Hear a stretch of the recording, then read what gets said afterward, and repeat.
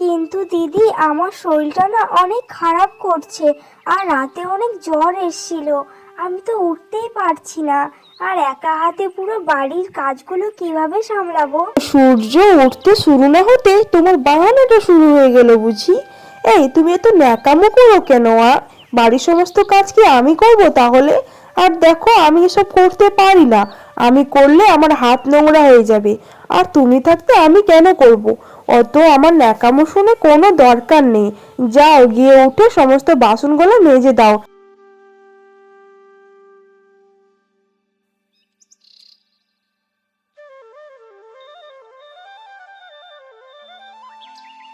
আমার চাটা একটু দিয়ে যাও।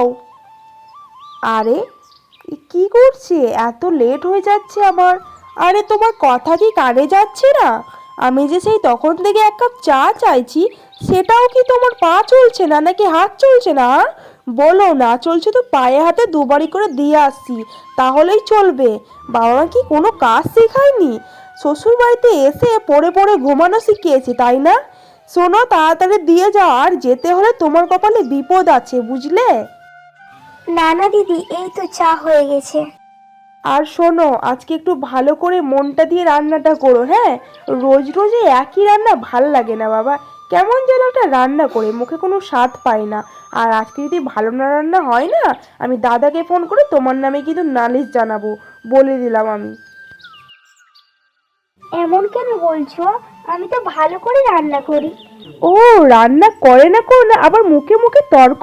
যা এখান থেকে, যত সব। আমার সাথে শুধু এমন কেন করে, আমি তো ওটাই বুঝতে পারি না। তাছাড়া আমি ওকে অনেক ভালোবাসি, নিজের দিদির থেকে অনেক বেশি। কিন্তু সে তো কিছুই বুঝতে চায় না, আর সবসময় কেমন যেন টেকি হয়ে থাকে। না বাবা, কিছুই বুঝি না। উফ, শরীরটা অনেক খারাপ করছে, একটু আরাম করে নি। আসার সময় হয়ে গেলে উঠে যাব। আর এমনি তো আর শরীরটা চলছে না আমার। কি যে করি, কিছুই বুঝতে পারছি না।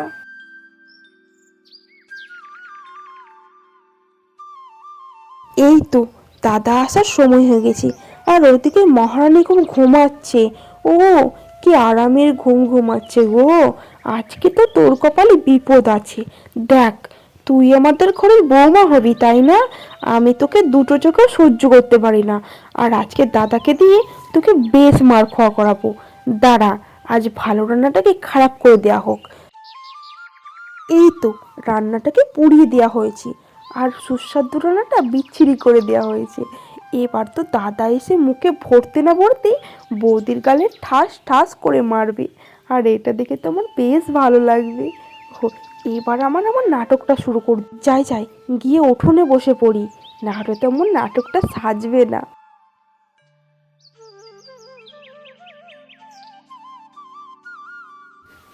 এ কি সুমি, তুই উঠোনে বসে আছিস যে? আর মুখ চোখের কি অবস্থা?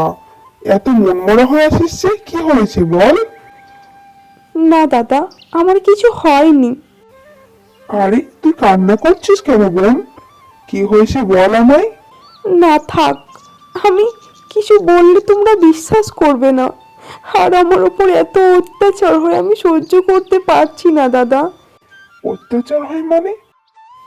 না থাক দাদা, আমি চাই না আমার জন্য আমার দাদা বৌদির অশান্তি হোক।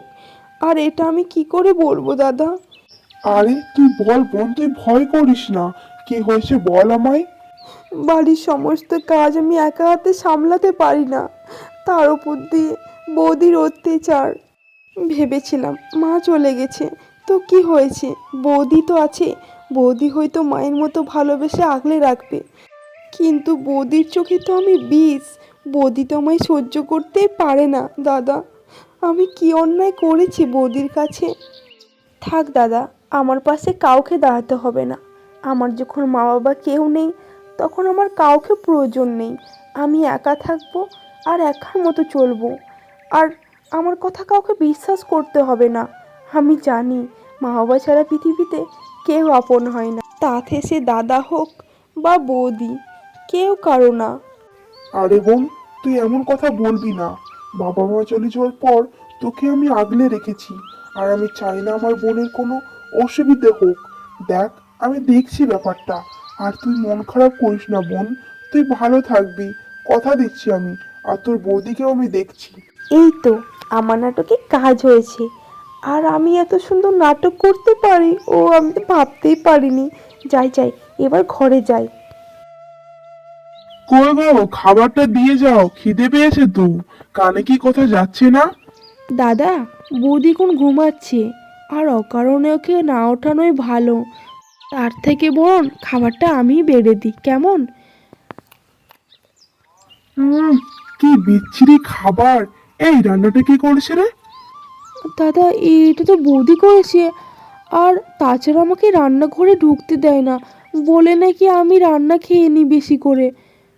কি রান্না এত বিচ্ছিরি হয়? এটা কি রান্না করেছে? এটা কোনো খাবার? এই তুই বৌদিকে ডাকতো। না না না, আমি ডাকতে পারবো না, আমি যাই বাবা। আরে এটা কি হচ্ছে বাড়িতে? এই যে শুনছো, বাড়ি থেকে বেরিয়ে এসো। আরে কি রান্না করেছো?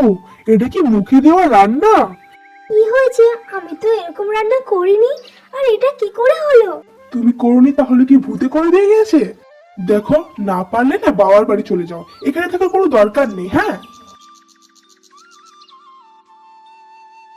ও, আজ তো দাদাকে দিয়ে বেশ ভালোই বকুনি খাওয়ালাম বৌদিকে। এরকমভাবে রোজ বকুনি খাওয়াবো, তবে বুঝবে।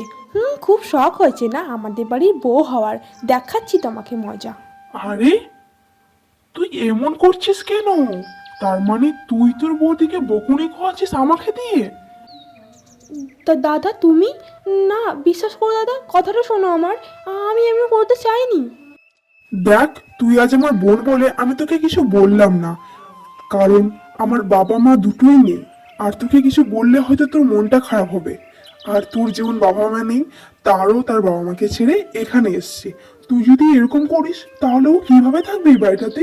দাদা বিশ্বাস করো, আমার ভুল হয়ে গেছে, আমি বুঝতে পারিনি এরকম ভুল আমার হবে না। সত্যি বৌদি অনেক ভালো একটা মেয়ে, আমি এত অত্যাচার করি তবু আমায় কিছু বলে না।